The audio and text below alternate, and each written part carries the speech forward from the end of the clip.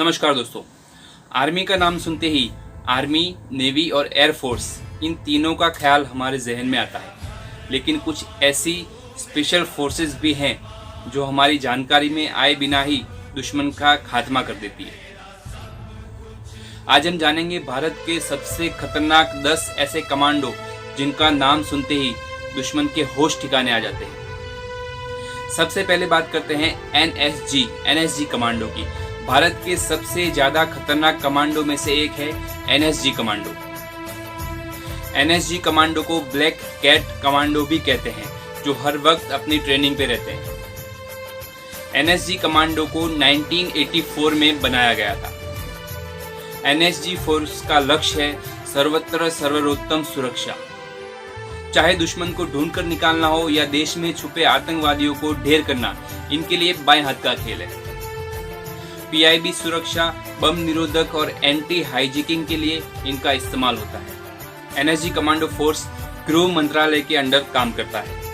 26/11 Mumbai attack के दौरान आतंकवादियों से निपटने में एनएसजी कमांडो ने बहुत ही महत्वपूर्ण भूमिका भजवी थी। अब बात करते हैं पैरा कमांडो की। पैरा कमांडो जमीन के साथ साथ हवा में भी लड़ने में सक्षम है। 30 से 35,000 फीट की ऊंचाई से ये लोग कूदने में और लड़ने में माहिर है। 1971 और 1999 की जंग में इन लोगों ने महत्वपूर्ण भूमिका अदा करी थी। पैरा कमांडो पैराशूट से कूदकर दुश्मन के इलाके में जाकर उसको खत्म करने में माहिर है। आपको याद होगा सर्जिकल स्ट्राइक में इन लोगों ने बहुत ही महत्वपूर्ण भूमिका भजवी थी। सर्जिकल स्ट्राइक को पैरा कमांडो ने ही अंजाम दिया था। ये छुपे हुए आतंकियों को नष्ट करने में और बंधकों को बचाने में मशहूर है। पैरा कमांडो फोर्स भारत की पहली और सबसे पुरानी फोर्स है। इस फोर्स रेजिमेंट की ट्रेनिंग लगभग 3 साल तक चलती है और ये बहुत ही कठिन होती है। अगला है मार्कोस कमांडो। ये भारतीय नौसेना की सबसे सर्वोत्तम फौज है। इन्हें जल, थल और हवा में लड़ने की ट्रेनिंग दी जाती है। जल संबंधी कार्यों में इन्हें महारत हासिल है। सबसे बड़ी बात कि इनके परिवार वालों को भी इनके कमांडो होने का अंदेशा तक नहीं होता है। कारगिल युद्ध और ताज अटैक के दौरान मार्कोस कमांडो ने बहुत ही महत्वपूर्ण भूमिका निभाई थी। अब बात करते हैं गरुड़ कमांडो की। नाम से ही पता चलता है कि ये हवाई हमलों में माहिर है और इनकी ट्रेनिंग विश्व की सबसे महत्वपूर्ण फोर्स करती है। गरुड़ कमांडो का गठन 2004 में किया गया था और अभी जब हम बात कर रहे हैं तब इसमें 1000 से भी ज्यादा कमांडो है। गरुड़ कमांडो की ट्रेनिंग 72 हफ्ते की होती है और पूरी तरह से फोर्स में शामिल होने में 3 साल तक का समय लग जाता है। अब बात करते हैं एसपीजी कमांडो की। ये काफी प्रशिक्षित और समझदार कमांडो होते हैं। एसपीजी को विशेष तौर पर प्रधानमंत्री जी की सुरक्षा के लिए तैयार किया जाता है। एसपीजी कमांडो अपने ट्रेडमार्क सफारी सूट में होते हैं और इंदिरा गांधी जी की हत्या के बाद 1985 में एसपीजी कमांडो का गठन किया गया। एक और है स्वॉर्ड कमांडो। स्वॉर्ड कमांडो की ट्रेनिंग काफी कठिन होती है और अंधेरे में भी ये मार करने में सक्षम होते हैं। स्वॉर्ड कमांडो मतलब सुरक्षा की गारंटी, इस तरह से कहा जाता है।